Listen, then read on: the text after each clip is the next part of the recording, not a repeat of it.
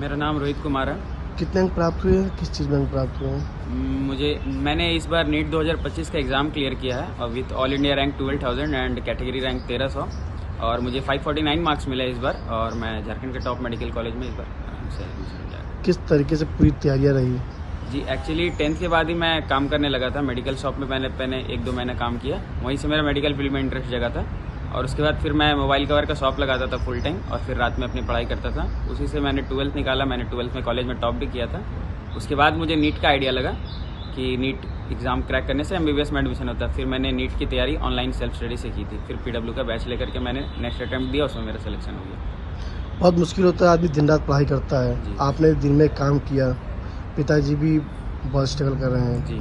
रात में पढ़ाई करना कितना मुश्किल रहा उस वक्त? किसका सपोर्ट रहा, क्या कुछ मन में आता था? देखिए इमोशनल, फाइनेंशियल, हर तरह से सपोर्ट मतलब मेरे फैमिली का तो था ही। मेरे फ्रेंड्स भी काफ़ी अच्छे थे, उन्होंने भी मुझे काफ़ी सपोर्ट किया। मतलब कभी भी नेगेटिव थॉट्स नहीं आने देते थे।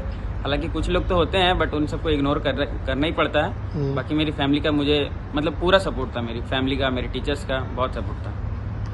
क्या कहेंगे कि दोस्त और फैमिलीज होते हैं, वो कहते हैं कि कैसे पढ़ाई कर पाओगे, पास हो नहीं पाओगे, दिन में आप ये काम कर रहे हो, आप कैसे बन पाओगे? हाँ जी, मुझे भी कई काफ़ी चीज़ें लोगों ने कहा हाँ, था ये बात कि अगर काम कर रहे हो तो 12th भी नहीं पास कर पाओगे, ऐसा वैसा।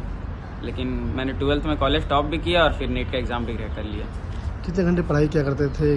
क्या कुछ मैंने सब्जेक्ट आया था? जब मैंने 12th का बोर्ड्स दे रहा था उस वक्त तो मैं सिर्फ रात में 3-4 घंटे ही पढ़ पाता था और जब मैंने नीट की प्रिपरेशन शुरू की तो मैं 12-13 घंटा पढ़ता था average on a day.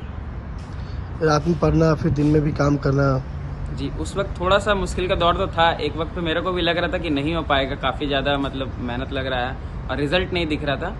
But फिर करते करते ही होता है कोई चीज़, एक बार में तो नहीं होगा।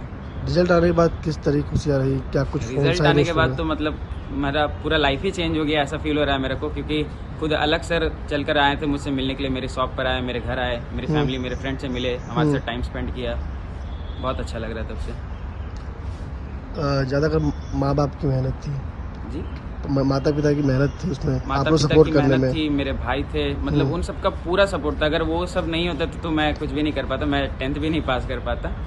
उन सबका सपोर्ट मतलब मेरा जो भी कंट्रीब्यूशन है मेरा इसमें बहुत 5% ही है, 95% मेरे पेरेंट्स का, मेरे टीचर्स का है। आगे अब कुछ क्या प्लान है? आगे मैं MBBS करके एक अच्छा डॉक्टर बनना चाहता हूँ और उसके बाद मैं PG करके न्यूरोसर्जन या कार्डियोलॉजिस्ट के फील्ड में जाना चाहता हूँ।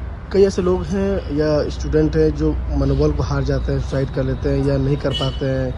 आपने कड़ी मेहनत की, क्या कहना चाहेंगे अपने दोस्तों को? इस सुसाइड वाला पॉइंट तो थोड़ा सा गलत है क्योंकि देखिए किसी का अगर कोई बच्चा नहीं रहता है तो लोगों को मतलब कोई वर्ड नहीं है उसके लिए। जैसे देखिए किसी के बच्चे का माँ बाप नहीं है अगर तो उसको अनाथ कहते हैं, किसी का हस्बैंड नहीं है तो उसको विधवा कहते हैं। लेकिन अगर किसी पेरेंट्स का बच्चा नहीं है उसके लिए कोई वर्ड नहीं बना है क्योंकि वो नेचुरल फेनोमेना नहीं है।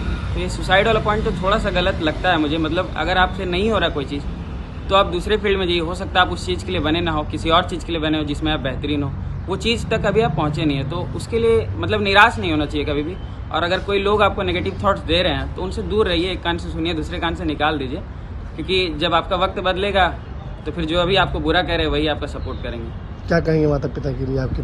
माता पिता तो मतलब मेरे लिए भगवान के रूप से समान है और अगर उनका मतलब जो भी है उन्हीं का देन है। आज अगर यहाँ पे मेरा आप इंटरव्यू भी ले रहे हैं तो उन्हीं के बेसिस पे ले रहे हैं, उन्हीं के दम पर ले रहे हैं। मेरा कुछ वैसा है नहीं।